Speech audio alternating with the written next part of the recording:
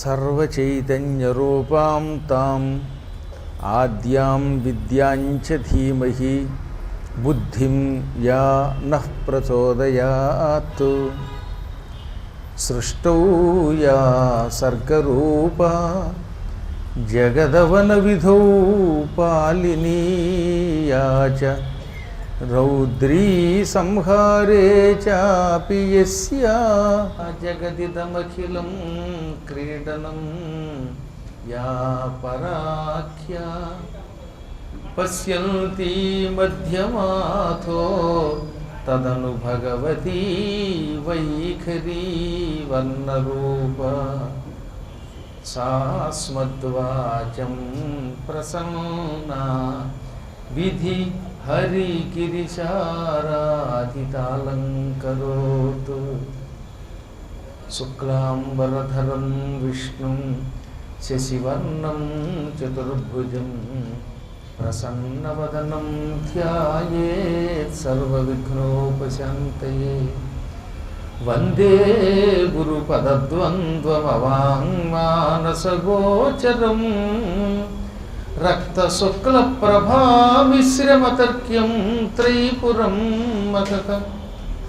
నారాయణం నమస్కృత్య నరం చైవ నరోత్తమం దేవీం సరస్వతీం వ్యాసం తతో జయముదీరయేత్. సచ్చిదానందరూపాయ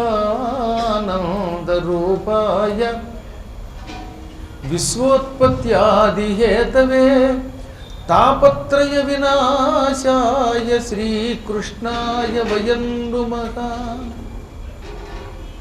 నమః శివాభ్యాం నవయౌవనాభ్యాం పరస్పరాశ్లిష్టవపుర్ధరాభ్యాం నగేంద్రకన్యా వృషకేతనాభ్యాం నమో నమః శంకర పార్వతీభ్యాం. ఓం విష్ణవే శంకరాయ గురవే నమః.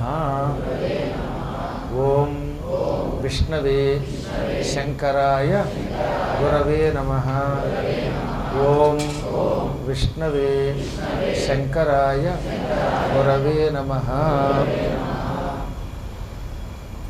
స్కంద పురాణంలోని ప్రభాసఖండం ఈ ఉదయ కార్యక్రమంతో పూర్తవుతున్నది. ఇంకా 10 రోజుల కార్యక్రమం కాశీఖండం మిగిలింది. ప్రభాస క్షేత్ర మహిమ ఎంత అంతా కాదని ప్రహ్లాద కుమారుని ద్వారా తెలుసుకున్నాం.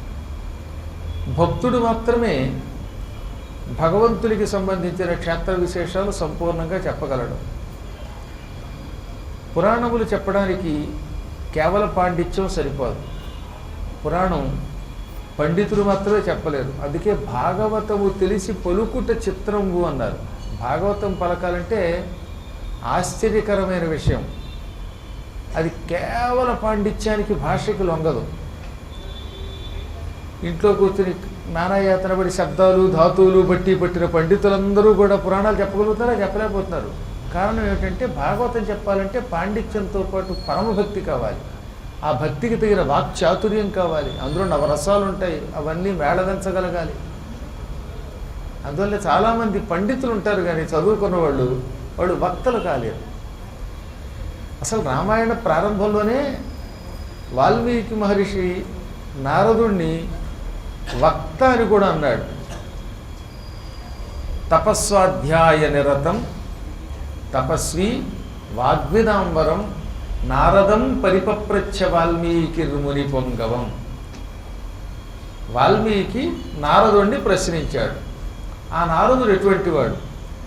స్వాధ్యాయ నిరతుడు, తపస్సు చేసినవాడు, వేదం బాగా చదివినవాడు, నిత్యం చదువుతాడ. వేదం ఈ పూట చదివి మానేయడం కాదు, నిరంతరం చదవాలి.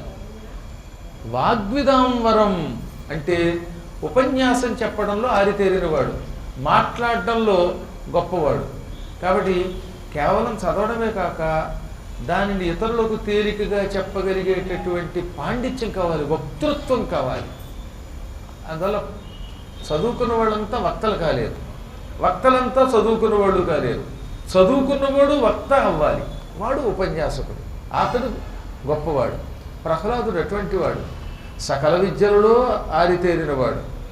ఆయన చెబితే ఏదైనా ఇతరులకు అర్థమవుతుంది, స్పష్టంగా అర్థమవుతుంది, సూటిగా అర్థమవుతుంది. అది ప్రహ్లాదుని గొప్పతనం. అందుకే ఆయన ఈ ప్రభాస క్షేత్రమయం మొత్తం చెప్పాడు. మనవాడు కొందరికి అనుమానం వచ్చింది, ఏమంటే వింటున్న వాళ్ళు ఋషులు అన్నారు, 2 ప్రేతాలు బ్రహ్మరాక్షసుడు కూడా శాప విముక్తి పొంది ఈ కథ విన్నారన్నారు, అయిన తర్వాత వాళ్ళు ఏం చేశారు అని. అయ్యాక ఏం చేస్తారండి, పురాణం అయ్యాక మీ ఇంటికి మీరు వెళ్ళిపోతారు. ఋషులంతా తపస్సు చేసుకోవడానికి వెళ్ళిపోయారు ఈ పురాణం విన్నాక.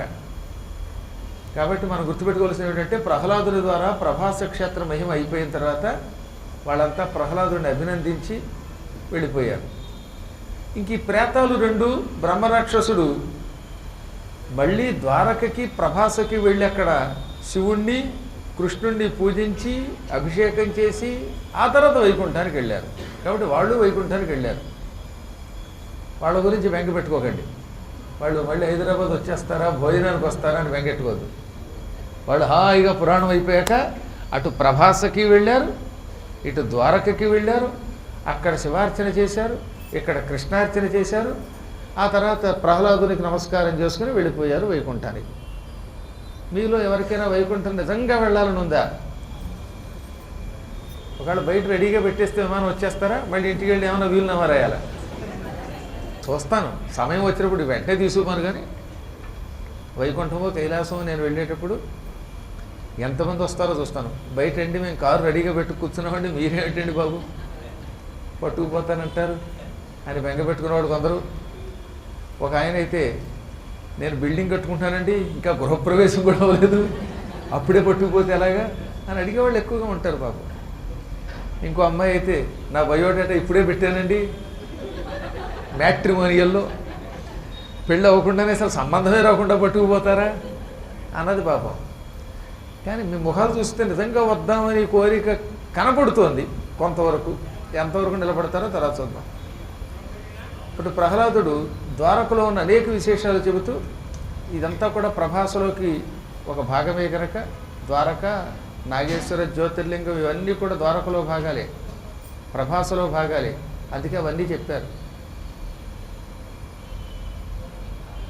అలా చెబుతూ కృకలాస కుండము, కృకలాస తీర్థం గురించి చెప్పడం మొదలుపెట్టాడు. ద్వారకలో అనేక కుండములు ఉన్నాయి. ఆ కుండాలలో అత్యంత ప్రధానమైన కుండం ఒకటి కృకలాస తీర్థం. కాకి అరుకారమిస్తే కృ, పక్కన కాబెడితే కృక, లా దీర్ఘం, పక్కన స, కృకలాస అనగా తొండ ముదిరిన ఓసరవెల్లి. ఓసరవెల్లి అనే శబ్దం తెలుగులో ఉంది, సంస్కృతంలో కృకలాస అంటాం. ఓసరవెల్లికి సంబంధించిన ఒక తీర్థం అటది. ఒకప్పుడు శ్రీకృష్ణ పరమాత్ముని కొడుకులందరూ ఆడుకోవడం మొదలెట్టారు. వాళ్ళు కూడా అప్పుడప్పుడు ఆడుకుంటూ ఉంటారు. ఎంతసేపు యుద్ధాలు చేయలేరు కదా, కేవలం విద్యాభ్యాసంతో గడపలేరు. 24 గంటలు చదువుకోమన్నా కష్టం.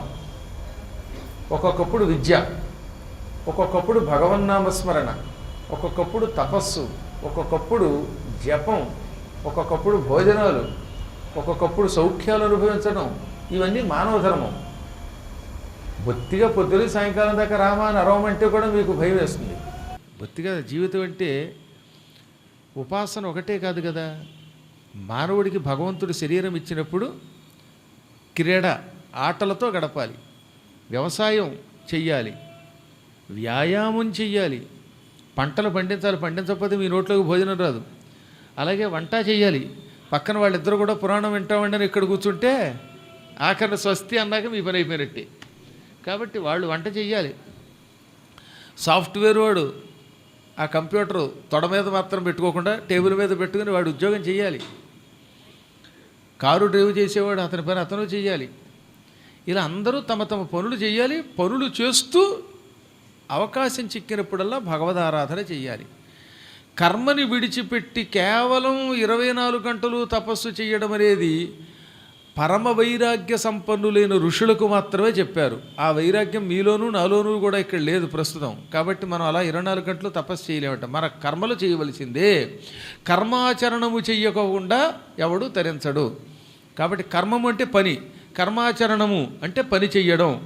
పని చెయ్యకుండా ఎవడికి భోజనం రాదు, పని చెయ్యకుండా ముక్తి రాదు, పని చెయ్యకుండా ఏదీ రాదు. కాబట్టి నిత్యం పని చేయవలసిందే. కృష్ణుడిని చూసి మనం నేర్చుకోవాల్సింది అదే. తన పిల్లల్ని ట్యూషన్కి పంపాడు. ఎందుకు ట్యూషన్కి పంపాలని లేదు ఆయన. అలా కాకుండా పిల్లల్ని పాఠశాలకి పంపాడు. పాఠం చెప్పే గురువుల దగ్గరికి పంపాడు. విలువిద్య నేర్పించాడు, ఖడ్గయుద్ధం నేర్పించాడు, జ్యోతిశాస్త్రం నేర్పించాడు, గణితం నేర్పించాడు, బంతి ఆడుకోవడం. ఆ రోజుల్లో క్రికెట్ లేదనుకోండి, ఫుట్బాలు, వాలీబాలు ఇవి నేర్పించాడు. అశ్వారోహణం, గజారోహణం, పల్లకి మొయ్యడం, ఎక్కడం, రథాలు నడపడం, రథాల్లో కూర్చుని యుద్ధం చేయటం, ఇలా ఒకటి కాదు అన్నీ నేర్పించాడు. చతుషష్ఠి కళలలో ఆరితేరారు కృష్ణుడి పిల్లలు. ఈ పిల్లల్లో ప్రద్యుమ్నుడు కొంచెం పెద్దవాడు, అందరికంటే పెద్దవాడు రుక్మిణీదేవి యొక్క కుమారుడు ప్రద్యుమ్నుడు. ఆ తర్వాత రెండోవాడు జాంబవతి కొడుకు సాంబుడు. ఆ తర్వాత సత్యభామ కొడుకు. ఇలా వాళ్ళంతా ఉన్నారు. అందరూ కలిసి ఒక ఆదివారమో సోమవారమో ఏదో ఖాళీ వచ్చిన రోజున ద్వారకా నగరంలో ఆడుకోవడానికి వెళ్ళారు. బంగారపు బంతి ఒకటి ఉంది వాళ్ళ దగ్గర. ఈ బంతి విసురుతూ ఉంటే ఎగిరి పట్టుకోవడం, మళ్ళీ వాడు విసరడం, ఇలా ఆడుకుంటున్నారు వాళ్ళు. 6 అడుగులు 7 అడుగులు కూడా లంఘించేవారట వాళ్ళు. ఒక్కోసారి క్యాచ్ పడతారు కొంతమంది, పైకి లేచి అలా ఎగిరి పట్టుకుంటాడు క్యాచ్. అలా పట్టుకుంటే అవతలాడు అవుట్ అయిపోయినట్టుట. అలా క్యాచ్ పట్టుకోవడం కూడా నేర్చుకోవాలి. ఈ ఆటలో జాంబవంతుడు బాగా ఆరితేరినవాడు. జాంబవంతుడి యొక్క మనవడు సాంబుడు. అసలు సాంబుడు అంటే మనవడు కుర్రాడు అనుకోండి, వాళ్ళ తాతగారు అంటే తల్లి యొక్క తండ్రి మాతామహుడు, ఆయన ఇంకా చురుగ్గా ఉంటాడు. కావాలంటే అడగండి ఆయన్ని. తాతగారు మనవడు, మాతామహుడు మనవడు ఆడుకుంటే మనవడి కంటే మాతామహుడే స్పీడ్గా పరిగెడతాడు. మనవడికి డ్రైవింగ్ అంటే భయం, కానీ తాతగారికి భయం లేదు. చాలా చోట్ల మనవల కంటే తాతలే హుషారుగా ఉంటారు. ఒక్కో చోట తల్లి కూతురు వస్తారండి. నాకు అనుమానం వచ్చింది, కూతుర్ని మీ చెల్లెలా అని అడిగాను. లేదంటే మా అమ్మ అందండి. అమ్మాయి చూస్తే అక్కలా ఉంది, కూతురు చూస్తే తల్లిలో ఉంది. ఏమిటో తెలియదు మరి, కొన్ని చోట్ల అలా ఉంటారు. అది వాళ్ళ అదృష్టం. ఇప్పుడు ఉదాహరణకి నేను మా అమ్మాయి కలిసి ఎడుతుంటే మీ అన్నయ్య గారా అని అడుగుతారు. అదొక అదృష్టం, ఒక్కొక్కళ్ళ అదృష్టం అది. ఓసారి మా పీఠానికి ఓ భార్యాభర్తలు వచ్చారు. రావడంతో ఆయన ఏమండోయ్ ఈవిడ మా ఆవిడండోయ్, ఈవిడ మా ఆవిడండోయ్ అని చెప్పడం మొదలెట్టాడు. ఎందుకంటే ఎక్కడికి వెళ్ళినా మీ అమ్మాయా అని అడుగుతున్నారట ఆయన్ని. ఆయన చూస్తేనేమో జుట్టు ఊడిపోయి ముసలాడిలా కనపడుతున్నాడు. బాగా జుట్టు ఊడిపోయింది, మీసాలు తెల్లబడిపోయాయి, గడ్డం తెల్లగా ఉంది. భార్య చూస్తే కాస్త జుట్టుకు రంగేసిందో, నిజంగా చిన్నవిడో. అందుకని మీ అమ్మాయా అని అడుగుతుంటే భయపడిపోయి ఆయన ఎక్కడికి వెళ్ళినా అడగకుండానే ఏమండోయ్ ఈవిడ గురించి అడగండి, ఈవిడ మా ఆవిడండోయ్ అనేవాడు ఆయన. అసలు ఎందుకు కెలుక్కోవడం అంటే ఏదో ఉంది అక్కడికి, ఫ్లాష్ బ్యాక్ కర్మ. మా చిన్నప్పుడు ఒక కథ ఉండేది, చెవిపోగులు కథ. పూర్వం పెళ్లి చూపులకు వెళ్ళేటప్పుడు చెవులు పోగులు ఉండాలి. చెవి పోగులు లేకపోతే వాడికి పెళ్లి చేసేవారు కాదు. ఓ వెర్రి వెంగళప్ప ఉన్నాడు, వాడికి పెళ్ళి అవ్వట్లే. అందుకని వాడికి చెవి పోగులు పక్కవాడి దగ్గర అడిగి తీసుకొచ్చి వాడి నాన్న చెవికి పెట్టి, ఒరే మనం పేదవాళ్ళమని సంబంధం రావట్లేదురా, అందుకని చెవి పోగులు తెచ్చానరా, నీతో పాటు ఈ స్నేహితుడు కొంచెం తెలివైన వాడు, వీడిని పట్టుకెళ్ళు, గుంటూరు నుంచి వచ్చాడు అని పాపం ఈ గుంటూరు కుర్రాడిని ఈ కర్మను ఘాట్ కుర్రాడితో పాటు పంపాడు. ఇద్దరు పెళ్లి చూపులకు వెళ్ళారు. పెళ్లి చూపులకు వెళ్ళగానే పెళ్లి కొడుకు ఎవరంటే ఈయనేనండి అన్నారు. ఈ పక్క స్నేహితుడు తినగా ఉండొచ్చుగా, ఏమండోయ్ పెళ్లి కొడుకు ఈయనేనండి, కానీ చెవి పోగులు మాత్రం అండి అరువు పట్టుకొచ్చారండి అన్నట్టు. దాంతో పెళ్లి కొడుకు తండ్రికి ఆ పెళ్లి కూతురు తండ్రికి మండిపోయింది.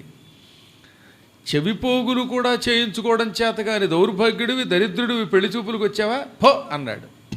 మొదటి పెళ్లి సంబంధం తప్పిపోయింది. దాంతో ఈ పెళ్లి కొడుకు మండిపోయింది. ఎరా అసలు నీకు బుర్ర ఉందా? ఏదో ఎక్కడి నుంచి వచ్చావు కదా అని కూడా తీసుకెడితే అక్కడికి వెళ్ళాక చెవిపోగులు ఎందుకు ఎత్తేవారు అసలు? నా పెళ్ళంతా పాడు చేసావు కదా అంటే, ఒరే ఈసారి నేను నోరు మూసుకుంటాను, అసలు నీ చెవిపోగులు అరువు తెచ్చావని చెప్పనన్నట్ట. అయిపోయింది. రెండోసారి మళ్ళీ పెళ్లి చూపుకి వెళ్ళారు.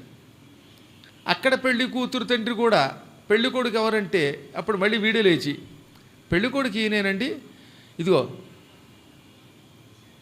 పెళ్లి చూపులకు వచ్చినటువంటి వాళ్ళ దగ్గర కొన్ని ఎత్తకూడదు, చెవిపోగుల గురించి నన్ను అడగద్దండి అన్నాడు. చెవిపోగుల గురించి అడగద్దని స్పెషల్గా చెబితే ఆయనకు అనుమానం వచ్చింది. పో అన్నాడు. ఇది ఎక్కడ కూడా అసలు ఈ చెవిపోగుల గురించి ఎందుకురా అడిగావంటే, సర్లే నెక్స్ట్ జాగ్రత్తగా ఉంటానన్నట్ట. మళ్ళీ మూడోసారి పెళ్లి చూపులకు వెళ్ళారు. అక్కడికి వెళ్ళగానే, అయ్యగారు పెళ్ళికొడుకు ఎవరు, చెవిపోగులు ఎవరివి అని అడక్కండి, పెళ్ళికొడుకు ఇతరే, కానీ చెవిపోగుల గురించి మాత్రం నాకు తెలియదండి అన్నాడు. పెళ్ళికొడుకు ఎవరో, ఆ పెళ్ళికొడుకు చెవిపోగులు ఏమిటో ఇవన్నీ నాకెందుకు, నేను నోరు మూసుకు కూర్చుంటానన్నట్ట. ఆ సంబంధం కూడా తప్పిపోయాయి. అలాగే కొన్ని చోట్ల ఏంటంటే మాట్లాడుకోరుకోవడం మంచిది అనుకోండి, సరే ఆయన బాధ ఏదో ఆయన చెప్పుకొచ్చేవాడు రాగానే ఈవిడ మావిడని చెప్పుకునేవాడు, లేకపోతే ఎవరే అడుగుతారో అని భయం. అలాగా కాస్త విషయం పక్కన పెడితే, సాంబుడు బంతి పట్టుకోవడంలో బాగా ఆరితేరినవాడు విసిరివట్టు దూరంగా. బంతి ఆట బాగా సాగుతోంది. హఠాత్తుగా సాంబుడు విసిరినటువంటి బంతి అక్కడున్న ఒక నూతిలో పడిపోయింది. అది పాడుబడిపోయిన విశాలమైన దిగుడు బావి. మెట్లుండి దిగడానికి పనికొచ్చే బావిని దిగుడు బావి అంటారు. పొలాల్లో కొన్ని చోట్ల బావులు ఉంటాయి చూసారా, ఆ బావి లోపలికి దిగడానికి మెట్లు పెట్టేవారు అన్నమాట. అలాంటి దిగుడు బావి. అది కొంచెం పాతబడిపోయింది. అందులో నీళ్లు మురికి నీళ్లు, పెద్దగా నీళ్లు లేవు, ఏదో కొద్దిగా ఉన్నాయి. మీకు చెప్పాను కదా, ద్వారకా నగరం అసలు పేరేమిటి? కుశస్థలీపురము. అది రైవతుడు అనే రాజుది. ఆయన 5వ మనువు. ఆయన ఒకప్పుడు ఈ ద్వారకానగరం ఉన్న చోట కుశస్థలీపురం నిర్మాణం చేశాడు. ఆయనకు ఒక కూతురు పుట్టింది. ఈ కూతురికి రేవతి అని పేరు పెట్టాడు రైవతుడనే రాజు. ఈ రేవతికి ఓ మంచి సంబంధం చూడాలనుకున్నాడు. మ్యాట్రిమోనియల్లో పెడితే మోసగాళ్ళు ఉంటారు కదా, ఎందుకు వచ్చింది అనుకుని అందులో పెట్టలేదు ఆయన. ఎందుకంటే అద్దెకి ఇవ్వబడును అని మీరు నెట్లో పెట్టండి, ఇంటర్నెట్లో, నేను మిలిటరీలో పనిచేస్తున్నాను ఎవడో దొంగడు వస్తాడు, పైగా 10,000 పంపంటాడు. ఈ గందరగోళం అంతా ఎందుకు పడ్డామని ఆ రోజుల్లో ఈయన మహాశక్తిమంతుడు కనుక తన దివ్యశక్తితో తన కూతురు రేవతిని వెంట పెట్టుకుని బ్రహ్మలోకానికి వెళ్ళిపోయాడు. బ్రహ్మ దగ్గర చాలాసేపు ఉండిపోయాడు. బ్రహ్మగారు ఏదో మీటింగులో ఉండడం వల్ల, మీటింగ్ అయిపోయిన తర్వాత, సమావేశం అయిపోయిన తర్వాత బ్రహ్మదేవుడు ఎందుకు వచ్చామని అడిగితే, ఈమె నా కుమార్తె రేవతి అండి, ఈవిడికి మంచి వరుడు ఎవరో మీరే నిర్ణయించండి అనగా ఆయన పక్కపక్క నవ్వి, నాయనా నువ్వు బ్రహ్మలోకంలో చాలా కాలం ఉండిపోయావు, ఈ లోపల భూలోకంలో ఏం జరిగిందో నీకు తెలియలేదు. భూలోకంలో నీ మన్వంతరం వెళ్ళిపోయింది, రైవత మన్వంతరం. ఆ తర్వాత 6వ మనువు చాక్షుషుడు కూడా వెళ్ళిపోయాడు. ఇప్పుడు 7వ మనువు వైవస్వత మనువు పరిపాలన కాలం వచ్చింది. ఇది వైవస్వత మన్వంతరం. ఇంతకాలం నువ్వు ఉండిపోయావు అన్నట్ట. చూసారా, రైవత మన్వంతరం అయిపోయింది, చాక్షుష మన్వంతరం గడిచిపోయింది, వైవస్వత మన్వంతరం వచ్చేసింది. ఒక మనువు 43,20,000 సంవత్సరాలు పైనుంచి పరిపాలిస్తాడు. అందుకే దానికి మన్వంతరము అని పేరు. మొదటి మనువు స్వయంభువ మనువు, రెండోవాడు స్వారోచిషుడు, మూడోవాడు ఉత్తముడు, 4వవాడు తామసుడు, 5వవాడు రైవతుడు, 6వవాడు చాక్షుషుడు, 7వవాడు వైవస్వతుడు. ఇప్పుడు నీ నగరమంతా సముద్రంలో కొట్టుకుపోయింది, నీ కుశస్థలీపురం. అసలు భూలోకంలో కొత్త మార్పులు వచ్చేసాయి, ఎన్నో మార్పులు వచ్చాయి. నిన్ను గుర్తుపెట్టేవాడు ఉండడు. ఇప్పుడు నీ కూతురు ఎక్కడికి వెడితే ఆవిడికి సంబంధం చూడడం కష్టం. కాబట్టి నీకు ఒక సులభమైన మార్గం చెబుతున్నాను, ఒక మంచి ఉపాయం చెబుతున్నాను, విను. ఈ 7వ వైవస్వత మన్వంతరంలో శ్రీమన్నారాయణుడు కృష్ణుడనే పేరుతో ద్వారకలో అవతరించాడు. ఆయనకి అన్నగా ఆదిశేషుడు వచ్చాడు. ఆ ఆదిశేషుడికి బలరాముడని పేరు. ఆయన మాత్రమే ఎప్పటికో అలా తీరడానికి సిద్ధంగా ఉన్న దీర్ఘాయువు కలిగిన 2 కల్పముల క్రితం పుట్టిన 2 యుగములకు క్రితం పుట్టిన నీ కుమార్తెని పెళ్లి చేసుకోగలడు. 5వ మన్వంతరంలో అమ్మాయిని 7వ మన్వంతరంలో అబ్బాయి పెళ్లి చేసుకోవాలంటే సామాన్య మానవుడు చేసుకోలేడు. కేవలం బలరాముడు మాత్రమే, ఆదిశేషుడు మాత్రమే భరించగలడు అనగా వెంటనే ఆ రైవతుడు భూలోకానికి వచ్చాడు. అప్పటికి ద్వారకానగరంలో బలరాముడు వివాహానికి సిద్ధంగా ఉన్నాడు. ద్వారకానగర నిర్మాణం పూర్తయిపోయిందనమాట. ఆ వనజ గర్భు పంపున రైవతుడను రాజు తెచ్చి రామునకిచ్చల్ రేవతి అనియడు కన్యను భూవర మును వింటి కాదె బుద్ధిల్ తెలియన్. బ్రహ్మదేవుడు ఆజ్ఞాపించగా ఈ రైవతుడనే రాజు బలరాముణ్ణి తీసుకొచ్చి రేవతి అనేటటువంటి తన కుమార్తెనిచ్చి పెళ్లి చేశాడు. రేవతితో పాటు భూలోకానికి వచ్చాడు, ద్వారకు వచ్చాడు. ఆ సమయానికి సుధర్మా సభలో కృష్ణుడు బలరాముడు ఉన్నారు. వెంటనే ఆయన అక్కడికి వచ్చి, కృష్ణ బలరామ, నేను బ్రహ్మ పంపగా వచ్చాను. నా పేరు రైవతుడు, ఈమె నా కుమార్తె రేవతి. మేము 5వ మన్వంతరం వాళ్ళం. ఈ అమ్మాయిని బలరాముడికి ఇచ్చి పెళ్లి చేయమని బ్రహ్మగారు ఆజ్ఞాపించారు, అందుకే వచ్చానడగా సంతోషంగా బలరాముడు ఆమెను స్వీకరించాడు. ఆ ఇద్దరికి పెళ్ళయింది. ఇది భాగవతంలో కూడా ఉంటుంది. ఆ వనజగర్భు పంపున అంటే బ్రహ్మదేవుడు పంపించగా, ఆయన ఆజ్ఞాపించగా రైవతుడను రాజు తెచ్చి రామునకిచ్చన్. రైవతుడు అనే రాజు బలరాముడికి తన కుమార్తెనిచ్చాడు. ఆవిడ పేరు రేవతి. అందుకే రేవతి అనియడు కన్యను అన్నారు. ఈ పెళ్లిలో ఏమైంది, బలరాముడి కంటే రేవతి కొంచెం పొడుగు. కొన్ని చోట్ల ఏమవుతుందంటే పెళ్లి కొడుకు కొంచెం పొట్టిగా ఉంటాడు, బక్క చిక్కువ ఇలా ఉంటాడు. అమ్మాయి కొంచెం పొడుగ్గా ఉంటుంది. కొన్ని చోట్ల ఎన్నో లాభాలు ఉన్నాయి. అమ్మాయి బాగా పొడుగ్గా ఉండి అబ్బాయి పొట్టిగా ఉంటే ఎప్పుడన్నా ఇలా సంకర వేసుకుని సినిమాకి పట్టుకుపోవచ్చు. అందుకే ఈ మధ్యన కూడా కొంతమంది అలాగా సంబంధాలు చూసుకుంటున్నారు. అంటే అబ్బాయి ఎంత, అమ్మాయి ఎంత, ఎన్ని లాభాలు ఉన్నాయండి పెళ్లి సంబంధాలు చూసుకునేటప్పుడు. దీనివల్ల ఎన్నో లాభాలు ఉన్నాయి. ఫ్రీ సినిమా అన్నారు. అంటే సరదాగా అలా అంటున్నాం కానీ నిజానికి బలరాముడు తలుచుకుంటే ఎంత పొడిగానే అవ్వగలడు. ఆయన పరమాత్ముడు. అయితేనే ద్వాపరయుగం మనిషిన ఎప్పుడో 5వ మనువు కాలంలో కృతయుగం మనిషి రైవతుడు. అందువల్ల ఆయన కుమార్తెకి ఈయనకి పొడుగులో తేడా ఉన్నది. అప్పుడు బలరాముడు చిరునవ్వు నవ్వి మెడలో నాగలు వేసి ఇలా ముందు గుంజి ఒక్కసారి మెడ వంచి తాళి కట్టేట. అప్పటి నుంచి ఆవిడ కూడా ఆయనలా పొట్టిదైపోయిందన్నారు. ఎవరు? గర్గాచార్యులు వారు చెప్పారు, నేను చెప్పలా. గర్గుడు గర్గభాగవతంలో గర్గ సంహితలో చెప్పాడు. ఆయన మెడలో నాగలు వేయడంతో ఆవిడ కూడా కొంచెం కుంచుకుపోయిందిట. అది పరమాత్మ యొక్క గొప్పతనం. ఇదంతా ఎందుకు చెప్తున్నాను నేను? ద్వారకా నగరం ఆ రైవతుడిది ఒకప్పుడు. అప్పుడు ద్వారకా అని పేరు లేదు, కుశస్థలీపురం అనేవారు. ఆ కుశస్థలీపురానికి శ్రీకృష్ణ పరమాత్ముడు ద్వారకా అని పేరు పెట్టాడు. పునర్నిర్మాణం చేశాక, పునర్నిర్మాణము చేసిన పాతవి కొన్ని అక్కడ ఉండిపోయాయని చెప్పాం కదా మీకు ప్రారంభంలోనే. అందులో ఈ నుయ్యి కూడా, ఈ పాడుబడిపోయిన దిగుడు బావి కూడా అందులో ఉండిపోయింది. ఇది ఆనాటి బావి. ఆ బావిలో బంతి పడగానే ఈ పిల్లలంతా, శ్రీకృష్ణ పరమాత్ముని పిల్లలంతా ఆడుకుంటున్న వాళ్ళు చకచక అక్కడికి వచ్చారు. మెట్లు కనపడ్డాయి. ఆ మెట్లు ఎక్కి లోపలికి దిగారు. ఆ బంతి పడిన చోట బంగారపు రంగులో ఉన్న పెద్ద ఓసరవెల్లి కనపడింది. చాలా పెద్దదా ఓసరవెల్లి, కొండలో ఉందది. అయితే వాళ్ళు పరాక్రమవంతులు కనుక లెక్క చేయకుండా ఏదో ఈ కళ్ళజోడు పెట్టి నేను చేత్తో పట్టుకుని ఎత్తినంత తేలిగ్గా ఎత్తుదామని ఆ తొండని పట్టుకున్నారు, ఓసరవెల్లిని పట్టుకున్నారు. కానీ అదేం విచిత్రమో, ఓసరవెల్లి అస్సలు కదలలేదు, బెసకలేదు. ఇంత పరాక్రమవంతులం, బంతిని విసిరిపారేస్తాం, అవసరమైతే కొండరాళ్ళు ఎత్తగలం, కొండరాళ్ళని బండరాళ్ళని అవలీలగా సులువుగా ఎత్తగలిగే మనమేమిటి, ఈ ఓసరవెల్లి మహా అయితే ఇంత పొడుగు ఉంది, దాన్ని ఎందుకు ఎత్తలేకపోతున్నాం అనుకుని అందరూ కలిసి దాన్ని ఎత్తడానికి ప్రయత్నించారు, ఎత్తలేకపోయారు. ఇంతంతలావు తాళ్ళు తీసుకొచ్చారటండి, పగ్గములు పట్టుకొచ్చారు. ఆ పగ్గాలతో చాంతాళ్లతో దాన్ని కట్టి నూతి బయటకు వచ్చి అందరూ కలిసి ఆ తాడుతో దాన్ని పైకి లాగడానికి ప్రయత్నించారు. దాదాపు 5,000 మంది కుర్రవాళ్ళు, వాళ్ళు ఎంతమంది కలిసి తాళ్లతో బయటకు లాగలేకపోయారట. 5,000 మంది లాగలేకపోయారు. అటువంటిది శివలింగాన్ని మన వాళ్ళు 5గురు అలా చక్కగా అందులో పెట్టేశారు నిన్న. ఎంత గొప్పవాళ్ళు ఆలోచించండి. అది శివనామస్మరణ ప్రభావం. అది మామూలుగా అయితే లింగాన్ని కదల్చలేము, కానీ శివనామం చేసి సరిగ్గా ముహూర్త సమయానికి నిన్న మన నాగోలు దగ్గర ఉన్న పీఠంలో టక్కన శివలింగాన్ని ప్రతిష్ఠించారు లేదా? అదొక శక్తి. ఎప్పుడు వస్తుంది ఆ శక్తి? భగవంతుడి నామస్మరణం బాగా చేస్తే, భక్తితో పట్టుకుంటే ఆ శక్తి దానంతట అదే వచ్చేస్తుంది.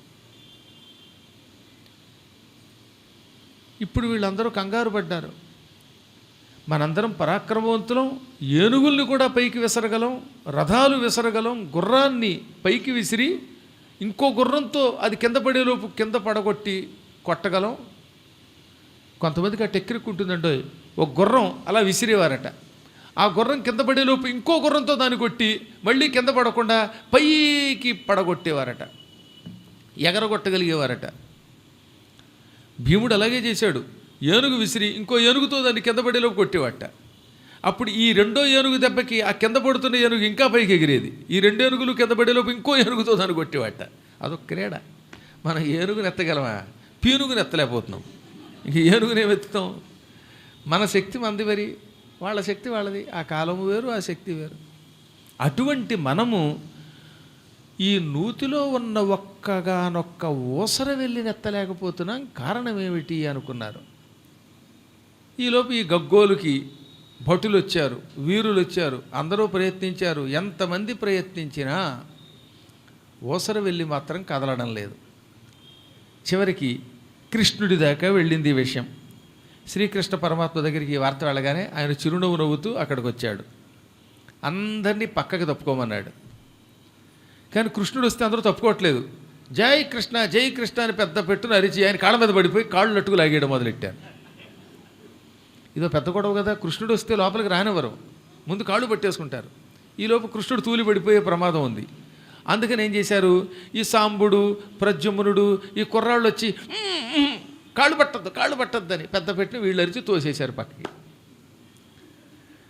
మన వాళ్ళకి ఆ శక్తి లేదనుకోండి, కానీ అక్కడ కృష్ణుడి కొడుకులు బలమైన వాళ్ళు. అందుకని ఎవరిని రానివ్వకుండా గట్టిగా అడ్డం పెట్టి కృష్ణుడి కాళ్ళ మీద పడకుండా కొంచెం పక్కకు తోసి, కృష్ణ ఇదిగో ఇదే బావి, ఈ బావిలో ఉంది ఒక ఊసర వెళ్ళి, ఆ ఊసర వెళ్ళి రంగులు క్షణానికో రకంగా మారుస్తోంది.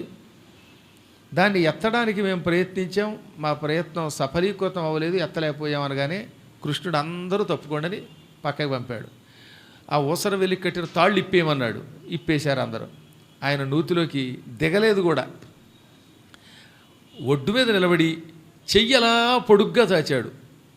ఆయన చెయ్యి అలా పొడుగై కిందకి దిగిపోయిందిట. కొంతమంది చేతులు ఎంత పొడుగైనా అలా చాచగలుగుతారు, మళ్ళీ ఆ చెయ్యి యథాప్రకారం చేసుకోగలుగుతారు. ఈయన కూడా పొడుగ్గా చెయ్యిని పెంచి ఎడమ చేత్తో ఆ ఊసర వెళ్ళిన అలా పట్టుకుని టక్కన పైకెత్తి ఒడ్డు మీద పారేశాడు. వేల మంది భటులు వీరాధి వీరులు ఎంత ప్రయత్నం చేసినా కదిలించలేని ఊసర వెళ్ళిని కేవలం ఎడమ చేతితో సులభముగా ఎత్తి, నేను ఒక నాప్కిన్ ఎత్తినంత తేలిగ్గా ఎత్తి అలా ఒడ్డు మీద పారేశాడు కృష్ణుడు. అందుకని ఆయన కృష్ణుడు అన్నారు.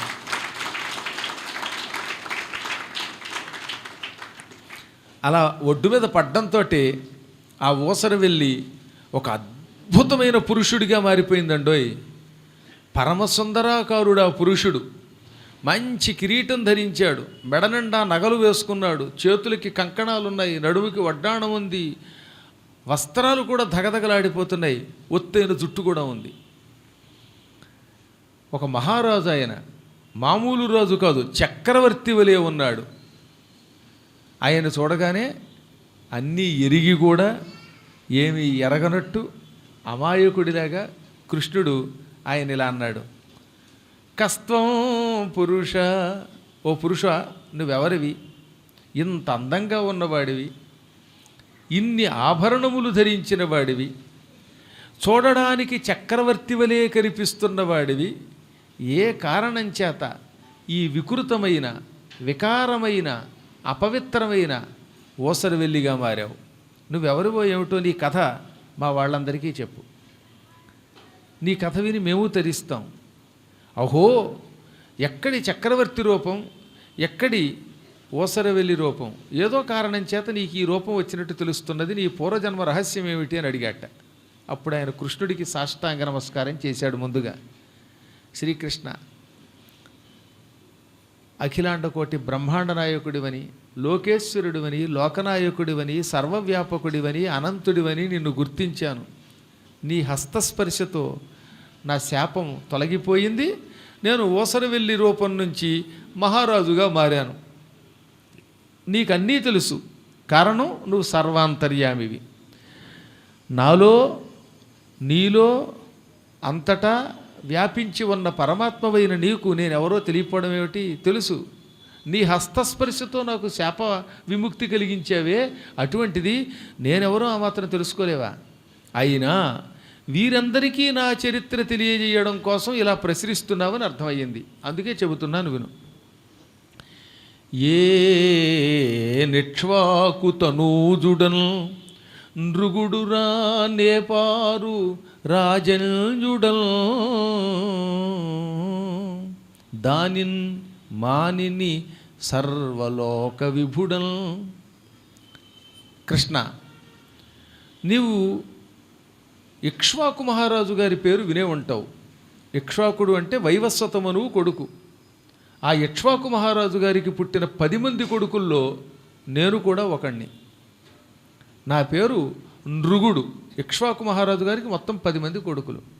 ఒక్కొక్కడికి ఒక్కొక్క ప్రాంతాన్ని పంచిచ్చాడు రాజుగారు. అలాగే ఈ నృగుడికి కూడా కొంత ప్రాంతాన్ని పరిపాలించుకోవడానికి వాళ్ళ నాన్నగారు ఇచ్చారు. అంటే సూర్యవంశపు రాజు అంతటి ఇక్ష్వాకు మహారాజు కొడుకుట. ఆయన పేరు నృగుడు. నా కింద అరుకారం ఇస్తే నృ, పక్కన గా ఇచ్చి ఉత్తం ఇస్తే గు, నృగు, నృగు మహారాజు. అటువంటి నీకు ఈ రూపం ఏమిటన్నాడు కృష్ణుడు తెల్లబోయి. ఇక్ష్వాకు మహారాజు కొడుకంటే మాట్లా ఈ భూమండలాన్ని ఏకఛత్రాధిపత్యంగా పరిపాలించిన అయోధ్య ప్రభువు ఇక్ష్వాకు అంటే ఆయన కొడుకుల్లో ఒకడివా? నీకు ఈ ఓసరవెల్లి రూపం ఎందుకు వచ్చిందంటే అదేనండి కర్మ అండి, ప్రారంధం అండి, నేను కూడా నా కర్మ అనుభవించాను అన్నాడు ఆయన. నీ కర్మ ఏమిటో మా వాళ్ళకి చెప్పు, వాడు జాగ్రత్త పడతారు అన్నాడు కృష్ణుడు. ఈ ప్రపంచంలో నా వంటి దాతలేడు అని పేరు పొందాను నేను. తారా తుషారసీకర భూరజములకైన లెక్క బుధులిడుదురు. తార అంటే ఆకాశంలో నక్షత్రాల్ని లెక్క పెట్టగలరు కొందరు పండితులు. పండితులు ఆకాశం కేసి చూసి ఈ పూట ఆకాశంలో 7,02,03,01 నక్షత్రాలు ఉన్నాయి అని టక్కన చెప్పగలరు. నక్షత్రాలు లెక్క పెట్టగలరు. తుషారసీకర, తెల్లవారుజామున శీతకాలంలో మంచు బొట్లు పడతాయి కదా, మంచు బిందువులు బిందువులుగా పడతాయి. ఆ మంచు బిందువులు కూడా లెక్క పెట్టగలరు కొంతమంది. ఒకసారి ఆలోచించండి, ఏ డిసెంబర్ నెలలో అయినా బయటకు వస్తూ ఉంటే మంచు బిందువులు పడతాయి కదా, కానీ వాటిని లెక్క ఎవడు పెట్టగలడు? స్నోఫాల్ లెక్క పెట్టగలమా? అవి కూడా లెక్క పెట్టగలరట కొందరు. భూరజము, ఓ వాహనం వెడుతున్నప్పుడు మట్టి పైకి లేస్తుంది, ఆ మట్టి చిన్న చిన్న కణములుగా ఉంటుంది. భూరజము అంటే అవన్నమాట, ధూళి కణము, డస్ట్ పార్టికల్స్, అవి కూడా లెక్క పెట్టగలరు కొందరు. కానీ నేను చేసిన గోదానములు లెక్క పెట్టడం ఎవడి వల్ల కాదు, అన్ని గోదానాలు చేశాను నేను. పలుకుల తన్నుతా బొగడ పాతకమందురటుండె చూవే. ఎవడైనా తనను తాను పొగుడుకోవడం పాపమట, అందువల్ల ఆత్మస్థుతి చేసుకోకూడదు. నేను గొప్పవాణ్ణి, నేను దానం చేశాను, నేను ధర్మాత్ముణ్ణి అని తనను తాను పొగుడుకోవటం ఎవరికైనా పాపమే. అందువల్ల నేను పొగుడుకోకూడదు. కానీ నేను పొగుడుకోకపోతే నా గొప్పతనం మీకు తెలియదు. అందుకని చెబుతున్నాను, నేను అన్ని దానములు చేశాను. నేను ఎవరికైనా గోవులు దానం చేసేటప్పుడు ఒక స్టాంప్ వేసేవట, ముద్ర, విష్ణు చక్రం శంఖం అటు ఇటు ఆవుకి ముద్రించి వేసేవట గుర్తు కోసం. అలా ఒకప్పుడు కొన్ని కోట్లు లక్షలు దానాలు చేశాను. గోదానాలు, భూదానాలు, బంగారపు దానాలు చేశాను. ఓసారి నా కర్మయోగం వల్ల ఓ బ్రాహ్మడు వచ్చినప్పుడు అతన్ని పిలిచాను. ఒక గోవుని అతనికి దానం చేశాను. గోవుని దానం చేసినప్పుడు తోకని చేతిలో పెట్టాలండోయ్, తలకాయ చేతిలో పెట్టకూడదు. అందువల్ల గోదానానికి నియమం ఏమిటి? గోవు తోకని పుచ్చుకునేవాడి చేతిలో పెట్టి ఆ తోక మీదుగా కాసి నీళ్లు చేతిలో పోసి ఈ గోదానం నీకు ఇస్తున్నాను, గోదానం తుభ్యమహం సంప్రదదే యదన్నమమ అనుకోవాలి. ఇచ్చాక ఇక ఆవు మీద మళ్ళీ పొరపాటును కూడా మనకు హక్కు ఉండదు. ఒక కన్యాదానం తప్ప తక్కిన దానాల్లో ఇచ్చిన తర్వాత దానం గురించి ఆలోచించకూడదు. నీకు ఇష్టం అయ్యింది, ఎవరో ఒక ఆయనకు 100 గజాలు దానం చేసావు, 100 గజాలు దానం ఇచ్చాక ఇదిగో నేను నీకు 100 గజాలు దానం ఇచ్చాను, తెలియక ఇచ్చేశాను, ఇప్పుడు దానికి డబ్బులు ఇయ్యని అడిగితే సర్వనాశనం అయిపోతారట వాళ్ళు. అటు 3 ఏళ్ళు 21, ఈ రాబోయే 21 తరాలు 21 42 తరాల వాళ్ళు నరకానికి పోతారంట దానం ఇచ్చి వెనక్కి తీసుకుంటే. ఇచ్చే ముందు ఆలోచించుకో, అవతల నేను ఏమైనా అడిగాడేమని, నీకు ఇష్టం అయ్యింది, భూదానం చేసావు, ఇచ్చాక మర్చిపో. అప్పుడేదో ఇచ్చేశానండి తొందరపడి ఇప్పుడు ఏడుస్తున్నానండి అంటే ఇచ్చిన దానం ఎలాగో వెనక్కి రాదు, కానీ పుణ్యం కూడా పోతుంది. అందువల్ల ఒక్కసారి మనం చేతిలో నుంచి ఇతరులకు ధార పోసాక దాని గురించి ఆలోచించిన వాడంతటి పాపాత్ముడు లేడు. ఈ కథ గ్యారంటీగా వినాలి, అందరూ వినాలి. అలాగే ఇష్టమైంది, జేబులో 500 చేతిలో పెట్టేసాం, అవతలవాడికి ఇచ్చేశాక ఎంత పొరపాటు చేసామండి, 500 అనుకోలేదండి, 50 అనుకుని పెట్టేశానండి అని ఏడిస్తే అది రాదు కదా, సరిగదా, అశాంతి, ఇంట్లో అశాంతి, నరకం వస్తుంది. అందువల్ల ఇచ్చే ముందే 2-3 సార్లు టిక్ టిక్ అని కొట్టుకో. కళ్ళతోడు అవసరమైతే ఇలా తీసేం చేస్తావు,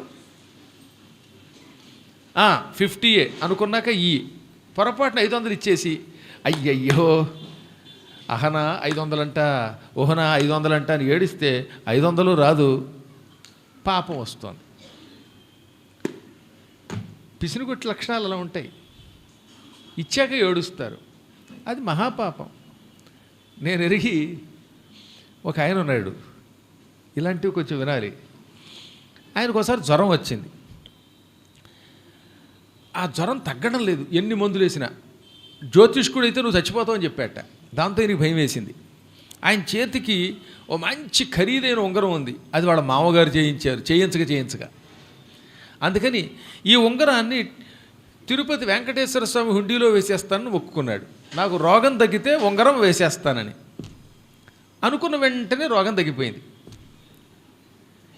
ఇక ఈయనకి బెంగట్టుకుంది, మామగారు చేయించారు, మళ్ళీ చేయించమంటే బాగుండదు, పైకి బోల్డ్ ఖరీదు, ఈ ఉంగరం వేసేస్తానని మొక్కుకున్నాను, రామరామ కృష్ణకృష్ణ వెంకటేశ కర్మగాలి ఎందుకు మొక్కుకున్నాను, ఆ టైంలో నువ్వైనా ఉండి మొక్కుకోకురా అని చెప్పొద్దా వెంకటేశ్వరా అని మళ్ళీ వెంకటేశ్వరుడికి మరెట్టి నానా బాధ పడ్డాడు.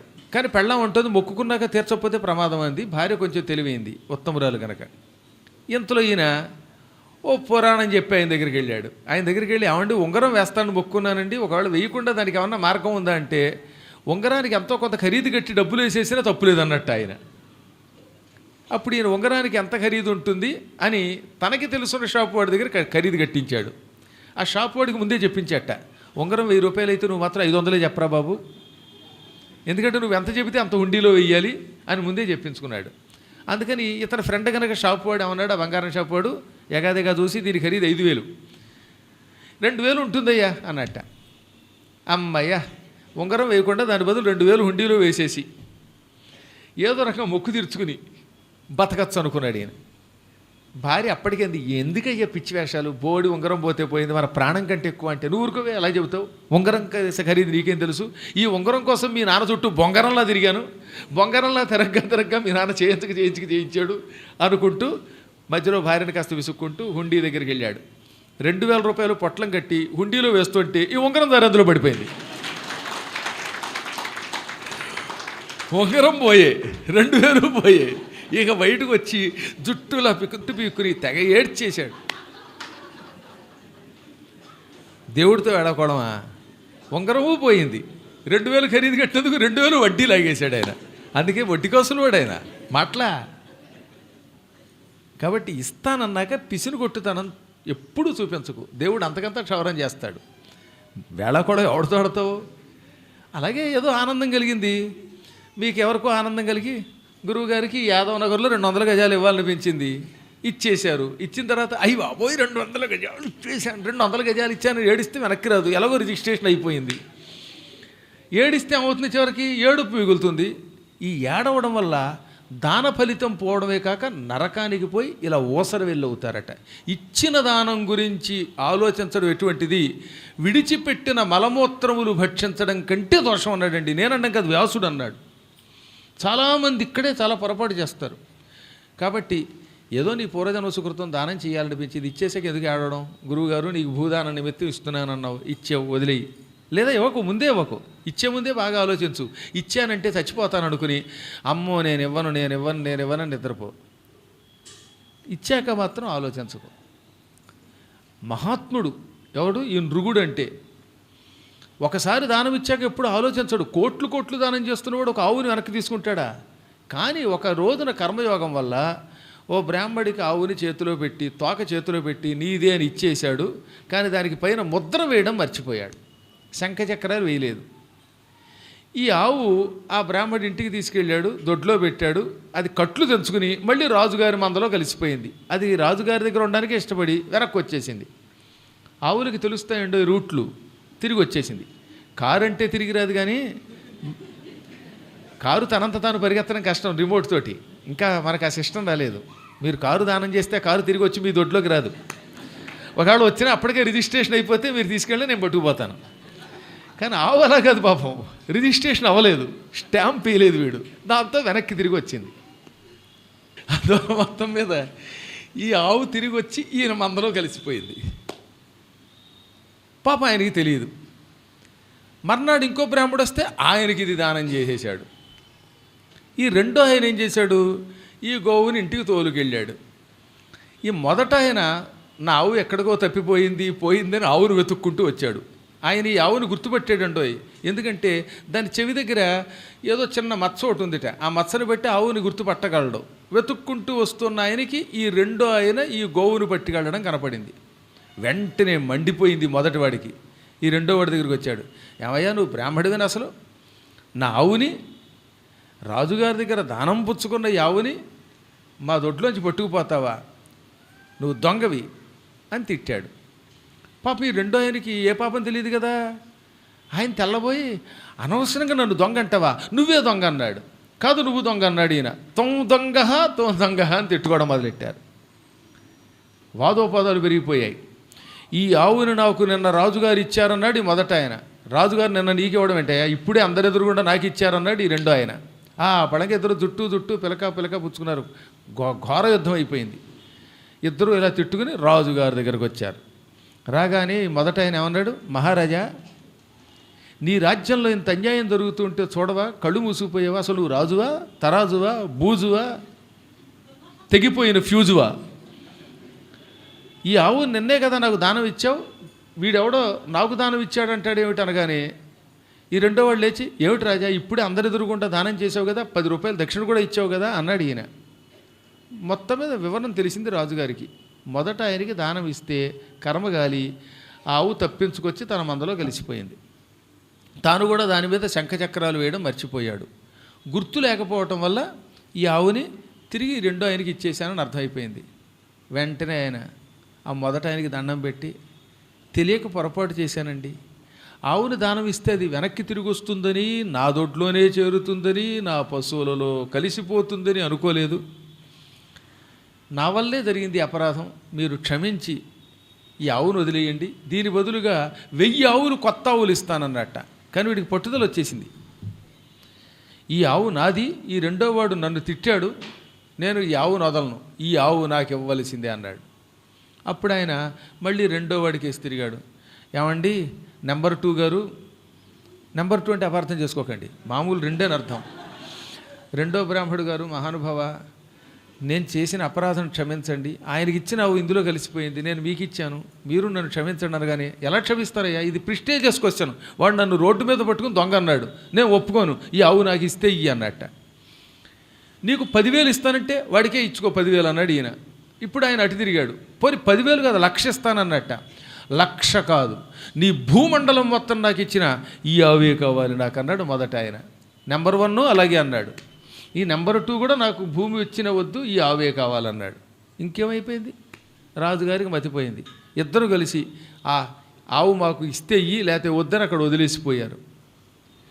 చివరికి మొదటి ఆయన దగ్గర నుంచి రెండో ఆయన దగ్గర నుంచి ఆవుని తిరిగి తీసుకున్న పాపం వచ్చి పడిపోయేది తిరిగి పాపం.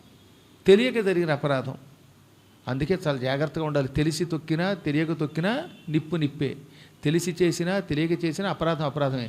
ఈ అపరాధం సామాన్యుడు చేస్తే ఎక్కువ పాపం రాదు. రాజుగారు బాధ్యతాయుతమైన పదవిలో ఉన్నాడు. బాధ్యతే. ఒక్కసారి పొరపాటు చేశానని రాదు అనడానికి లేదట. మీరు ఆలోచించండి.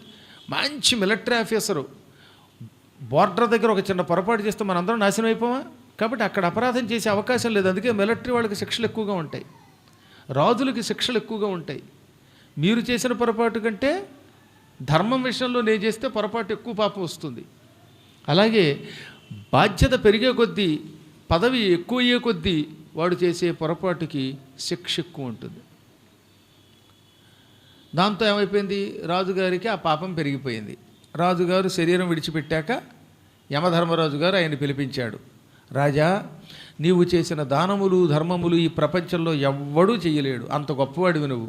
కానీ నీ జీవితంలో జరిగిన పొరపాటు గోదానం విషయంలో జరిగింది. మొదట ఆయనకి ఇచ్చావు, అది వెనక్కి వచ్చింది. రెండో వాడికి ఇచ్చావు, వాడు వీడు కలిసి వదిలేసిపోయారు.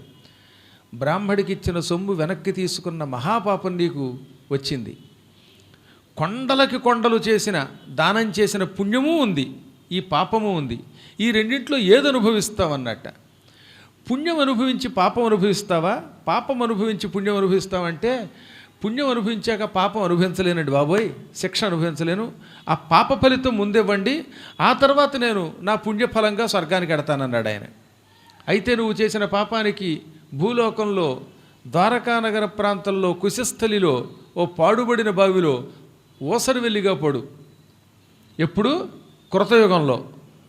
ఇక్ష్వాకు మహారాజు వారి కాలం అంటే కృతయుగంలో మొదటి కాలం. ద్వారకానగరం అనే నగర నిర్మాణం ద్వాపర యుగంలో కృష్ణుడు చేస్తాడు. అప్పటిదాకా అనగా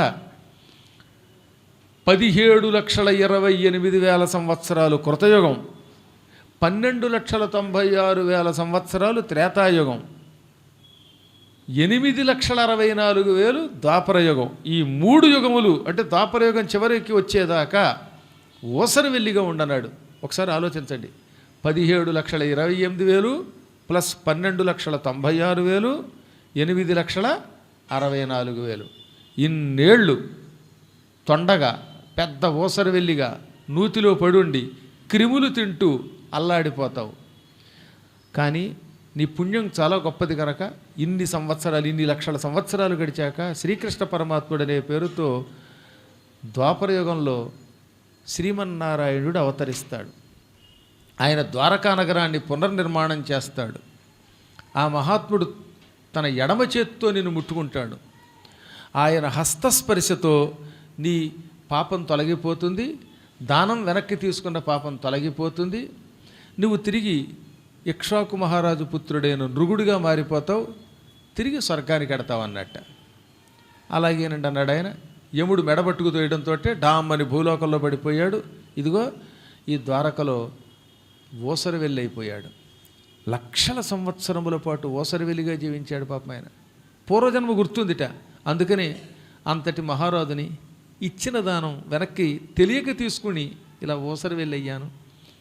తెలియక ఇచ్చిన దానం వెనక్కి తీసుకుంటేనే ఇంత శిక్ష వస్తే, కలియుగంలో దానం ఇచ్చి బలాత్కారంగా వెనక్కి తీసుకునేవాడు, అసలు దానమే ఇవ్వకుండా ఇతరుల సొమ్ముని కబ్జా చేసేవాడు, వాళ్ళేమైపోతారో అనుకున్నట్టు ఆయన. ఇక్కడ చెప్పారండి శ్రీకృష్ణ పరమాత్ముల వారు, విషము విషమో బ్రహ్మస్వంబు విషము వినుమా. విషం కంటే బ్రాహ్మడి సొమ్మే ప్రమాదకరమైనది. విషం తాగిన వాడిని ఒక్కడనే చంపుతుంది, కానీ ఇతరుల సొమ్మును అపహరించిన వాడున్నాడే, వాడి వంశాలు అటు 21 తరాలు ఇటు 21 తరాలు నాశనం అయిపోతాయి. కాబట్టి దానికంటే ఇతరుల సొమ్మును అపహరించడమే ప్రమాదం. తెలిసి కానీ తెలియక కానీ పరద్రవ్యం అపహరించరాదు. అందులో విప్రుడికి గోవుకి సంబంధించినది పొరపాటును కూడా స్వీకరించరాదు. అయినా కలియుగంలో లాగేసుకుంటున్నాం. నాలాంటి వాళ్ళ దగ్గర లంచం తీసుకుంటే ఏమైపోతారండి ఒకసారి ఆలోచించండి. ఈ లంచం తీసుకున్నప్పుడు కొంచెంలా అనిపిస్తుంది. ఒక 5 లక్షలు లాగేసావు నువ్వు, ఈ 5 లక్షలు బికారాన్ని చేసేస్తాయి, సర్వనాశనం చేస్తాయి. సంతోషంగా నేను ఇస్తే వేరు. లంచం కింద నాబోటి వాడి దగ్గర పుచ్చుకున్నారా వాడు నాశనం అయిపోయి తీరుతాడు ఎవడైనా సరే. ఎప్పుడు కూడా అసలు విప్రద్రవ్యమే స్వీకరించకూడదంటే అందులో మహాత్ములు, పండితులు, వేద పండితులు, పురోహితులు ఇటువంటి వాళ్ళ సొమ్మును లాగేసుకుంటున్నారు వాళ్ళు తెలియక. అది మహాపాపం. చేసినప్పుడు బాగుంటుంది పాపం, ఆ తర్వాత అనుభవించాక తెలుస్తుంది. అసలు పరద్రవ్యమే వద్దన్నారు అని కృష్ణుడు చెబుతాడు ఈ కథ అయ్యాక. నృగుడు ఈ కథ అంతా చెప్పి కృష్ణుడితో, కృష్ణ తెలియక చేశాను నేను, ఆ ప్రారబ్ధ కర్మ అనుభవించాను. నువ్వు వచ్చావు, నీ కరస్పర్శ చేసావు, నీ చేత్తో నన్ను పట్టుకున్నావు, నా పాపం అంతా పటాపంచలయ్యింది. ఇక నేను స్వర్గానికి వెళ్ళి శాశ్వతంగా అక్కడే ఉంటాను. ఇక్కడ స్వర్గం అంటే ఇంద్రుడి స్వర్గం కాదు, మోక్షం, ముక్తికి వెడుతున్నాను అని అందరి దగ్గర సెలవు తీసుకుని ఆకాశం నుండి దివ్య విమానం వస్తే ఆ విమానానికి ప్రదక్షిణ చేసి అందులో ఎక్కి కృష్ణుడి యొక్క అనుగ్రహంతో హాయిగా వెళ్ళిపోయాడు, పరంధామానికి వెళ్ళిపోయాడు. ఎందుకంటే ఆయన సహజంగా భక్తుడు, దాత, మహాత్ముడు. ఈ తెలియక చేసిన పాప ఇక్కడే అనుభవించేశాడు. అందుకే పుణ్యం చేయటం వల్ల కృష్ణుడి యొక్క కరస్పర్శ తగిలింది, హస్తస్పర్శ తగిలింది, అది అదృష్టం. ఈ కథ అంతా చూచిన కృష్ణుడు ఇక జాగ్రత్తగా ఉండండి, అందుకే ఎప్పుడూ ఇతరుల యొక్క సొమ్ము వద్దు. పరద్రవ్యం విషం కంటే ప్రమాదం, పాము కంటే ప్రమాదం, నిప్పు కంటే ప్రమాదం అని ఈ కథ అంతా చెప్పాడు. ఆనాడు ఆ కృకలాసం అంటే ఓసరవెల్లి ఉన్నటువంటి బావి శ్రీకృష్ణుడు ఒక తీర్థంగా తీర్చిదిద్దాడు. ఇప్పటికీ ఆ కొండం అక్కడ ఉన్నది. ఈసారి వెళ్ళినప్పుడు అడగండి, కృకలాస తీర్థం అంటే చూపిస్తారు. ఈ నృగమహారాజు వేల సంవత్సరాలు, లక్షల సంవత్సరాలు జీవించినటువంటి తీర్థం అది. ఆ తీర్థాన్ని శుద్ధి చేశాడు కృష్ణుడు. గంగా, యమున, చర్మణ్వతి, కృష్ణ, గోదావరి, తుంగభద్ర, సరస్వతి ఇటువంటి నదులన్నీ అందులోకి చేర్చాడు. ఆ నదీ జలాలు అందులో పోశాడు. ఆ తీర్థం అత్యంత పవిత్ర తీర్థం. ఈ తీర్థంలోకి అడుగుపెట్టినా, చూసినా, అందులో నీళ్లు శిరస్సున చల్లుకున్నా ఏం లాభం కలుగుతుందో చెప్పారు. మనం కూడా తెలుసో తెలియక ఎప్పుడొకప్పుడు ఎవడోడు సొమ్ము తినకుండా ఎలా ఉంటాం. ఏదో ఒక ఆయన ఇంత పులిహార ప్యాకెట్ తీసుకున్నాడు. ఇంతలో ఆయనకి ఏదో పని వచ్చింది. ఆ ప్యాకెట్ ఇక్కడ పెట్టి తప్పుకోండి అంటున్నాడు. ఇంతలో ఈ ప్యాకెట్ ఎవరో పట్టుకుపోయారు. అతని ప్రసాదం అది, అతను నడపకుండా తినేసాం, అది పాపమే, అది పరద్రవ్యాపహరణమే. పులిహారే తెలియకుండా తినేస్తే పాపమే. అలాగే పక్కవాడు జున్ను తినేసాం, లేదా గుళ్ళోకి వచ్చి తెలియక వాడు చెప్పులు వేసుకుపోయాం. ఇతరుల చెప్పులు అపహరించడం అంత పాపం మరొకట్లేదు. అపహరించడం ఒక తప్పు అయితే, మనకి చెప్పులు లేవు కదా అని ఆ ఖాళీగా ఉన్న చెప్పులు వేసుకొస్తే అది ఇంకా దరిద్రం ఏంటండి బాబు. దొంగడు ఎలాగో పట్టుకుపోయండి చెప్పులు, నీకు తెలియక పక్కవాడి చెప్పులు పట్టుకుపోతే ఏదో టెంపరీగా పరుకొస్తాయని పట్టుకుపోతే ఈ చెప్పులు పట్టుకుపోయిన పాపానికి 7 జన్మలు ఎత్తాలి మళ్ళీ. అబ్బబ్బా రామరామ, ఆ జన్మల్లో చెప్పులు లేక దరిద్రం అనుభవిస్తావట. అస్సలు పొరపాటు ఇలాంటి పాపాలు చేయకూడదు. ఎక్కడైనా గుళ్ళోకి వెళితే మీ చెప్పులు ఎవడన్నా పట్టుకుపోతే మీరు ఇంకో చెప్పులు పట్టుకెళ్ళకండి. పోయిందనుకోండి, ఇంటికి వెళ్ళి కొత్త చెప్పులు కొనుక్కోండి, లేదా చెప్పులు లేకుండా నడవండి. అయ్యప్ప దీక్షలో ఉన్నప్పుడు కష్టపడి నడవట్లా, అలాగే నడిచాం అనుకోండి. మనం దీక్షలో ఉన్నాం అనుకోండి, కానీ వాడి చెప్పులు పోయాయి కదా అని ఇంకోటి చెప్పులు వేసుకోకూడదు. అది ఇంకా దరిద్రం. ఇతరుల యొక్క గుడ్డలు ఎత్తుకుపోవడం, కర్చీఫులు ఎత్తుకుపోవటం, జేబులో చెయ్యట్టి డబ్బులు పట్టుకుపోవటం, ఇవన్నీ మహాపాపాలు. తిరుపతి వెళ్ళి గోవిందా గోవిందా అని చెయ్యెత్తగానే పక్క నుంచి జేబులో చెయ్యట్టి పోయిందా పోయిందా అని లాగేయకూడదు. వాడు గోవిందా, వీడు పోయిందా, ఇది ఇంకా పాపం. పరద్రవ్యాపహరణం అంటే అంత భయంకరమైందనమాట. ఒకవేళ మీకు పట్టుకుపోవాలనిపిట్టు అడగండి, తప్పే ఉంది. రాజారెడ్డి గారు మీ జేబులో 500 నోటు కనపడింది, ఈసారికి అవసరమైంది పట్టుకుపోతున్నానని చెప్పేయండి ఆయనకి. ఆయన సంతోషంగా ఇస్తారు. ఒకవేళ ఇవ్వలేదనుకోండి, నాకు అవసరం ఉందని, అప్పుడు ఇవ్వకపోతే ఇంకొకరిని అడగండి, తప్పే ఉంది. ఎవరో ఒకళ్ళు, ఎంతమంది పుణ్యాత్ములు ఎవడో ఒకడు మాత్రం ఇవ్వలేకపోడు ఒకవేళ అవసరం అయితే ముఖం మీద అడిగి పట్టుకెళ్ళండి. మళ్ళీ ఆయన జేబులోంచి పట్టుకుపోయి ఇంటికి వెళ్ళాక ఆయనకి లెటర్ పంపకండి. రాజారెడ్డి గారు 500 అవసరమైంది, అడిగితే ఎవరేమో అని అనుకుని పట్టుకుపోయాను, ఇదిగో లెటర్ రాస్తున్నానని ఇంటికి వెళ్ళాక లెటర్ రాయకూడదు. దానికంటే ఎదురుగా అడగడం బెటరు, ఇంటికి వెళ్ళాక రాయడం లెటరు అంత మంచిది కాదు, అది మంచి మ్యాటర్ కాదు. నాకైతే అలా వస్తున్నాయని చాలాసార్లు చెప్పాను కదా మీకు. నాకు చాలా చోట్ల నా చెప్పులు ఎవరో పట్టుకుపోయారు. పట్టుకుపోయినప్పుడల్లా వాళ్ళు ఉత్తరాలు రాసేవారు. గురుపాదుకాభ్యాం నమః అని మీ పాదుకలు పట్టుకుపోయి మా ఇంట్లో పెట్టి పూజించడం కోసం మీకు చెప్పకుండా మీ పాదుకలు పట్టుకుపోయాం. రాముడి పాదుకలు భరతుడు పట్టుకెళ్ళినట్టు పట్టుకెళ్ళాం అని రాశారు వాళ్ళు. రాముడి పాదుకలు భరతుడు సేకరణ చేశాడు కానీ తస్కరణ చేయలేదు. తస్కరణ కాదు, సేకరణ చేయాలి. అవసరమైతే అడిగి పట్టుకుపోండి అంతే. గురువుగారు పట్టుకుపోతున్నాం అనండి. వీలుంటే ఇంకో కొత్త చెప్పులు ఇచ్చి పట్టుకెళ్ళండి, లేదా మేము ఇవ్వలేమండి, మేము పట్టుకుపోతామండి, కొనుక్కోండి అనండి. అది మంచిది. అడిగి పట్టుకుపోతే పుణ్యం వస్తుంది.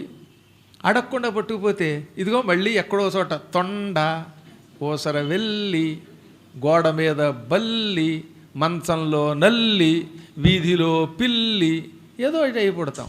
ఏమవుతామో తెలియదు. ఆయనకంటే బల్లి జన్మిచ్చారు, అదేదో ఓసర వెళ్ళి జన్మిచ్చారు. అందరికీ అలాంటి జన్మ రాదు. మనకి పంది అవ్వచ్చు. పంది అయిపోతే ఇంకా ఇబ్బంది. పందికి మూతి కట్టేసి కాళ్ళు కట్టేసి అక్కడ వారేస్తారు చూసారా, అమ్మ బాబోయ్, అది కో కో అని అరిచి అరిచి గీపెట్టి ఊపిరి పోయి తెచ్చాక అప్పుడు కాల్చేస్తారు. అదొక దరిద్రపు మరణం పాపం దానికి. అలాగే వీధిలో చేపలు కూడా అవి చావనెవరు కొట్టుకుంటూ ఉంటే చావకుండా కాసి నీళ్లు తొలుతాడు వాడు. మళ్ళీ ఆదివారం వస్తే ఒక్క దెబ్బకి చావనివాడు 5-6 గంటలు కొట్టుకుని చచ్చిపోతూ ఉంటుంది పాపం. ఎంత జాలి వేస్తుంది. ఒక్క దెబ్బకి చంపేస్తే విముక్తి అయిపోతుంది. అలా చావనివాడు బతకనివాడు. ఇవన్నీ పాపాలే, కర్మయోగమే. దుర్మరణం పాలవుతున్నామంటే అవి కర్మయోగాలే. ఇవన్నీ దొంగతనాల వల్ల వస్తాయట. అందుకని ఎప్పుడూ పరద్రవ్యాపహరణం వద్దు. కానీ తెలియక చేశాం అనుకోండి, కాసేపు పక్కవాడి చేపనో పక్కవాడి చెప్పులో డబ్బో పట్టుకుపోతే ఈ తస్కరణ ప్రభావం మన మీద పడిందా?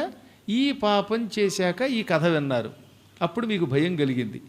దానికి ప్రాయశ్చిత్తం ఏమిటి? అదిగో ద్వారకలోకి వెళ్ళి ఆ కృకలాసి తీర్థం ఇందాక చెప్పిన బావి దగ్గరికి వెళ్ళి నమస్కరించినా, నీళ్లు చల్లుకున్నా ఈ తస్కరణ పాపాలన్నీ పటాపంచలైపోతాయి. కానీ ఇంటికి వచ్చాక మళ్ళీ కొత్తగా చెయ్యొద్దు. ఆ క్షణం వరకు చేసిన దొంగతనం పాపాలన్నీ పోయాయి. మళ్ళీ ఇంటికి వచ్చాక కొత్తది మొదలెట్టి నెక్స్ట్ ఇయర్ ఎడదాం అనుకోకూడదు. ఐసర్ మధ్య ఏదో బాగుందనుకుని ఓ ఏడాది పాటు పక్కవాడివన్నీ లాగేసి ఇదేదో గురువుగారు మంచి సలహా చెప్పారు కదా అని అనుకుని వరస పెట్టి అందరి దగ్గర ఉన్న బట్టలు, చెంబులు, గొలుసులు, పులుసులు లాగి మళ్ళీ నెక్స్ట్ ఇయర్ పెడితే తెలిసి మాత్రం చేస్తే ఆ పాపం పోదు. తెలియక చేసిన దోషాలు పోతాయి. తెలిసి కావాలని చెయ్యొద్దు. ఏది ఏమైనా ఈ దొంగతనానికి ప్రాయశ్చిత్తం అదన్నారు. ఇంకో అదృష్టం, శ్రీకృష్ణుడిచ్చిన వరం.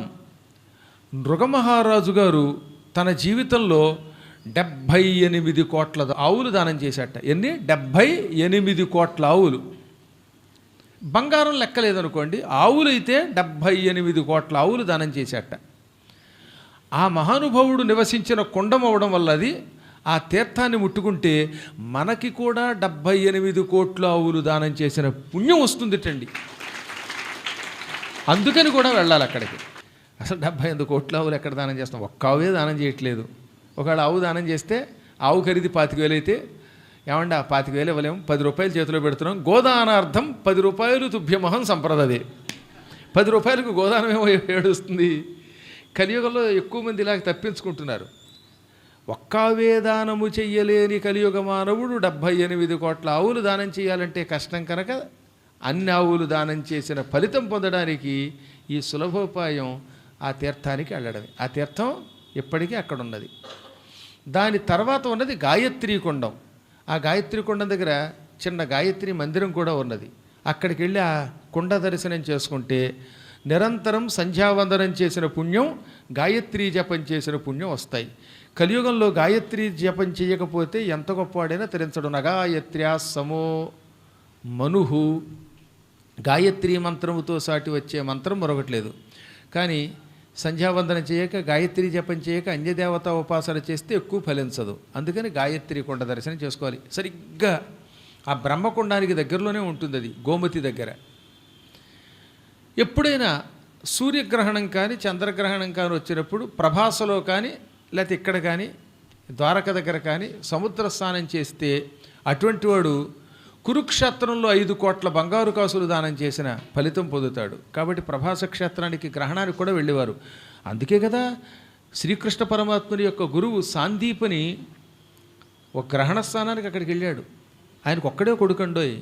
ఒక కొడుకుని వెంట పెట్టుకుని గ్రహణ స్నానం చేయటానికి సాందీపని అని పేరు కలిగిన మహాత్ముడు శ్రీకృష్ణ పరమాత్ముని గురువు తన భార్యా సమేతముగా ప్రభాసకి వెళ్ళాడు. అక్కడ గ్రహణ స్నానం చేస్తూ ఉండగా వాళ్ళ అబ్బాయిని ఓ రాక్షసుడు మింగేశాడు. వాడి పేరు పంచజనుడు. అప్పుడు మళ్ళీ గురువుగారు, నాయనా కృష్ణ, సంవత్సరం క్రితం ప్రభాసలో స్నానం చేయడానికి నేను మా అబ్బాయి మా ఆవిడ వెళ్ళాం. అక్కడ మా అబ్బాయి సముద్రంలో మునిగిపోయాడు, మళ్ళీ కనపడలేదు. ఆ చచ్చిపోయిన కొడుకుని బతికించమ్మంటే కృష్ణుడు కాబట్టి సముద్రుడి దగ్గరికి వెళ్ళి ఆ సముద్రుడి ద్వారా పంచజనుడి గురించి తెలుసుకుని పంచజనుడనే రాక్షసుడిని చంపి అక్కడ కూడా కృష్ణుడికి ఆ బాలుడు కనబడకపోతే యమలోకానికి వెళ్ళాడు. యమలోకానికి వెళ్ళి యముణ్ణి బెదిరించి చచ్చిపోయిన గురువుగారి అబ్బాయిని బతికించాడు.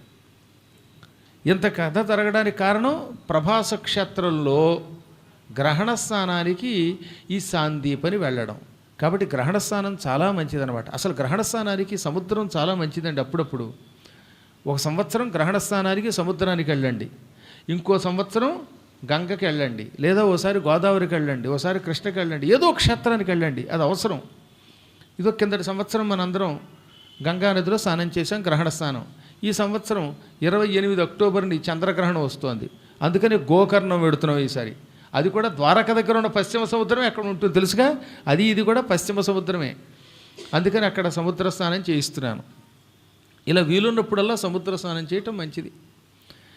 మొత్తం మీద ప్రభాస క్షేత్రం అనేక తీర్థములకు నిలయం. అవన్నీ చూచి తరించలేకపోయినా వినడము కూడా వెళ్ళడంతో సమానం. అందుకని పురాణం రూపంలో వినడం.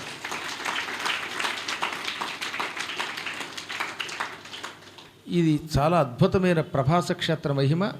దీనిని శ్రద్ధతో విన్నటువంటి వాడు కొన్ని లక్షల బంగారు కాసులు దానం చేసిన ఫలితం, గోదానములు చేసిన ఫలితం పొందుతాడు. ప్రభాస క్షేత్రమునకు వెళ్ళలేనివాడు ఈ మహిమ వినడం వల్ల వెళ్ళిన ఫలితం పొందుతాడు. భూమండలం చుట్టూ ప్రదక్షిణం చేయటం వల్ల వచ్చే ఫలితం ఈ ప్రభాస క్షేత్ర మహిమను శ్రద్ధతో విన్నవాడు పొందగలుగుతాడు. కాబట్టి మీరందరూ భూప్రదక్షిణ చేసిన పుణ్యం పొందినట్టే. శ్రీకృష్ణ పరమాత్మని పాదధూళి శిరస్సును ధరిస్తే వాడికి ముక్తి వస్తుంది. ప్రభాస క్షేత్ర మహిమ విన్నవాడు స్వయంగా కృష్ణుడి దగ్గరికి వెళ్ళి ద్వారకానగరంలో ఆయన పాదాలు పట్టుకుని ఆ పాదధూళి శిరస్సును వేసుకోవడం వల్ల వచ్చేటటువంటి పుణ్యం ఈ ప్రభాస క్షేత్ర మహిమ విన్నవాడు పొందుతాడు. మహాభారతము 18 పురాణములు సూర్యగ్రహణం నాడు కురుక్షేత్రంలో దానం చేస్తే మహాపుణ్యం. ఆ పుణ్యం ఈ ప్రభాస క్షేత్ర మహిమ విన్నవాడు పొందుతాడు. ఇలా అనేక శుభములు కలుగుతాయి. చెప్పినవాడు, విన్నవాడు, వినిపించినవాడు అందరికీ శుభం ఇచ్చేటటువంటిది ఈ ప్రభాస క్షేత్ర మహిమ. ఇన్నాళ్ళు మీకోసం దీన్ని ఎంతోమంది స్పాన్సర్ చేశారు. వీరందరికీ కూడా సకల శుభములు కలుగుగాక అని అనేక విధాలుగా మంగళాశాసనం చేసుకున్నాం. ఒకటి మాత్రం గుర్తుపెట్టుకోండి, నోటితో చెప్పినా చెప్పకపోయినా ఈ కార్యక్రమం స్పాన్సర్ చేశారని పరమాత్మకి తెలుసు, కుమారస్వామికి తెలుసు, ఇందులో ఉన్న దేవతలకి తెలుసు. వాళ్ళు ఎప్పుడూ అనుగ్రహిస్తారు.